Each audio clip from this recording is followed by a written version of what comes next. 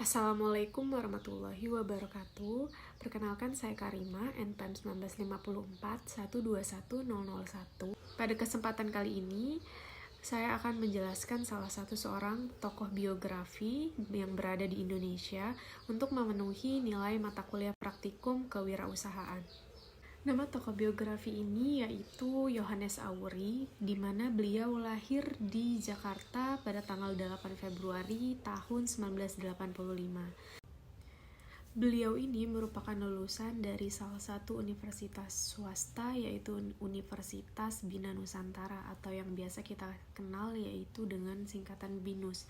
Nah, pada saat itu beliau masih menempuh sebagai mahasiswa. Hingga saat ini beliau sudah menjadi wirausaha sukses, yang mana pemuda yang dikenal berwawasan luas mengenai desain grafis, sehingga beliau bisa menciptakan dan mendirikan suatu perusahaan mengenai desain grafis hingga beromset miliaran rupiah.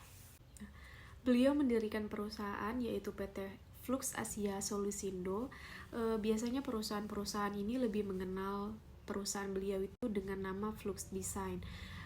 Perusahaan beliau ini bergerak pada bidang jasa desain grafis yang mana dibutuhkan suatu perusahaan. Biasanya jasa-jasa yang disediakan atau ditawarkan oleh beliau yaitu berupa annual report, atau yang kita ketahui bahwa annual report ini biasanya ringkasan suatu keuangan pada perusahaan dalam periode 1 tahun. Kemudian juga ada kalender, kemudian ada company profile, kemudian ada multimedia animation, terus juga ada corporate identity, web design, editorial design, dan branding. Nah, untuk perusahaan beliau ini menyediakan berbagai macam jenis desain yang dibutuhkan suatu perusahaan atau klien-klien yang memberikan request atau permintaan kepada perusahaan beliau. Nah, umumnya kebanyakan dari klien-klien beliau atau suatu perusahaan yang meminta permintaan atau request itu dibuatkan suatu company profile ataupun corporate identity, yang mana biasanya itu menjelaskan suatu gambaran perusahaan yang dikemas dalam bentuk ringkas, yaitu bisa berupa logo, kemudian berupa iklan, terus juga bisa berupa dalam surat kabar maupun majalah.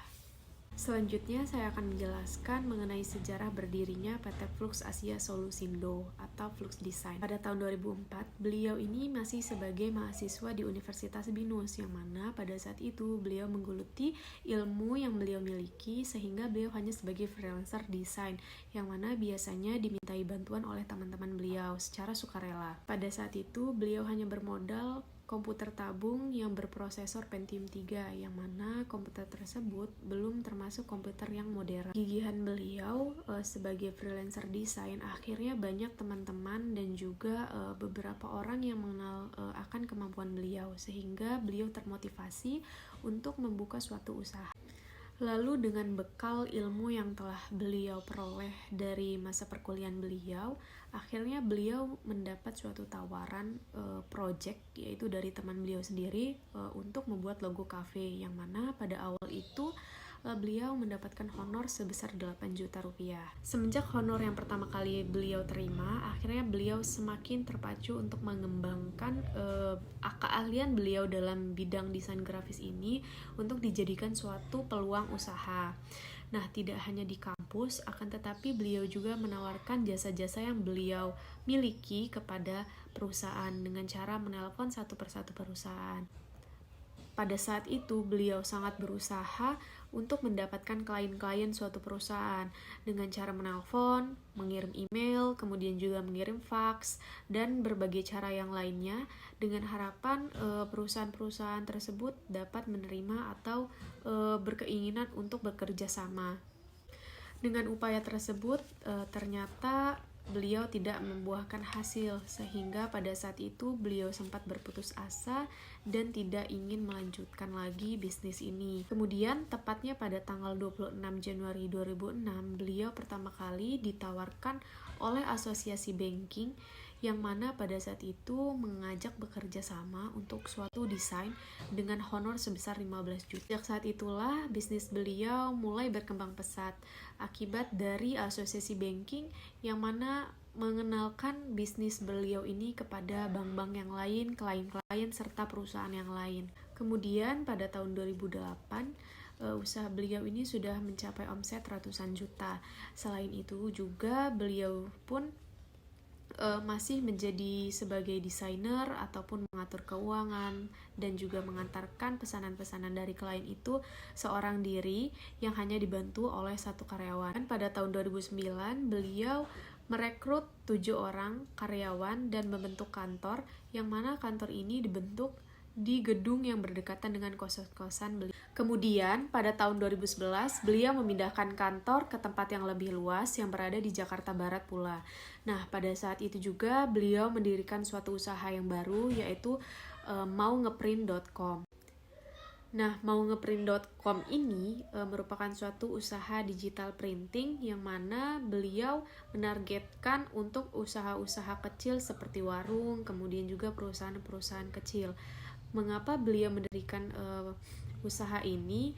Karena biaya percetakannya itu lebih murah. Selain itu juga beliau mengatakan bahwa perputaran uang dalam bisnis ini lebih cepat. Dari tahun ke tahun beliau memperdalami ilmu desain beliau. Selain itu juga beliau merekrut karyawan-karyawan yang memahami tentang desain grafis, sehingga perkembangan dari perusahaan beliau ini semakin pesat karena ide-ide kreatif yang dikembangkan itu selalu mengikuti perkembangan zaman. Nah, hingga saat ini juga beliau terjun ke dalam advertising agency, yang mana agensi menawarkan jasa-jasa iklan untuk suatu produk seperti Sriwijaya Air, kemudian Citylink, dan juga iklan-iklan besar di TV seperti XL Axiata yang melibatkan beberapa artis yang terkenal. Nah, ini merupakan beberapa penghargaan atau pencapaian yang beliau raih selama beliau menjadi wirausaha muda. Yang pertama itu ada Wirausaha Muda Mandiri atau WMM tahun 2010, di mana pada saat itu beliau menjadi finalis nasional Jakarta, yaitu yang menceritakan titik tolak pengembangan usaha beliau dalam bidang desain grafis yang didirikannya sejak bangku kuliah. Kemudian yang kedua itu mengenai desain majalah, undangan, dan juga buku kelulusan, di mana pada saat itu saat beliau menjelaskan terkait bisnis yang beliau geluti, terdapat beberapa jemaat gereja yang menyukai karya beliau, kemudian meminta beliau untuk membuatkan suatu buku kelulusan dengan nilai proyek sebesar 20 juta. Pencapaian yang lainnya yang telah beliau raih yaitu beliau telah menjadi CEO pada perusahaan beliau sendiri, di mana memegang kekuasaan tertinggi pada PT Flux Asia Solindo. Selain itu juga beliau telah menjadi CCO pada tahun 2020, yang mana CCO ini beliau bergabung dengan tim NXL Esport Indonesia. Jadi CCO ini beliau memiliki peran sebagai seseorang yang memiliki kekuasaan untuk memperbaharui atau mempersetujui dalam mengubah ataupun membentuk ide baru dalam sebuah kontrak pekerjaan. Mengapa beliau dapat bergabung dengan tim e-sport ini? Sebenarnya ada kesinambungannya bahwa tim e-sport NXL ini sebelumnya belum terlalu eksis di dalam games yang berada di mobile. Karena adanya perkembangan teknologi modern, maka permainan yang tadinya berada di PC semakin diperingkas dan dipermudah untuk dimainkan di mobile. Sedangkan tim e-sport NXL ini belum sama sekali menunjukkan eksistensinya di dunia game pada mobile. Oleh karena itu, CEO dari tim e-sport NXL ini, yaitu Bapak Richard, beliau mengajak Yohanes Auri ini untuk bekerja sama. Sebenarnya peran dari Yohanes Auri ini ialah membantu dari tim e-sport NXL ini untuk mengembangkan ide-ide kreatif ataupun animasi-animasi kreatif yang akan disediakan beliau kepada tim e-sport NXL ini dalam dunia game. Oleh karena itu, beliau mengatakan bahwa tantangan terbesar beliau dalam bergabung dengan tim e-sport NXL ini ialah bagaimana mempertahankan dan meningkatkan skill dalam permainan tersebut. Hingga saat ini beliau telah menjadi CEO yang cukup terkenal, yang mana dari perusahaan beliau ini, PT Flux Design ini, telah menjadi perusahaan besar yang dikenal dari berbagai kalangan, terutama dari bank, kemudian asuransi, juga dalam dunia periklanan, per-TV-an, dan juga Pertamina, dan macam-macam lainnya. Baiklah, sekian dari penjelasan video saya mengenai salah satu tokoh biografi dalam bidang desain grafis ini, yaitu Bapak Yohanes Awori. Apabila terdapat kesalahan, saya mohon maaf. Saya akhiri. Wassalamualaikum warahmatullahi wabarakatuh.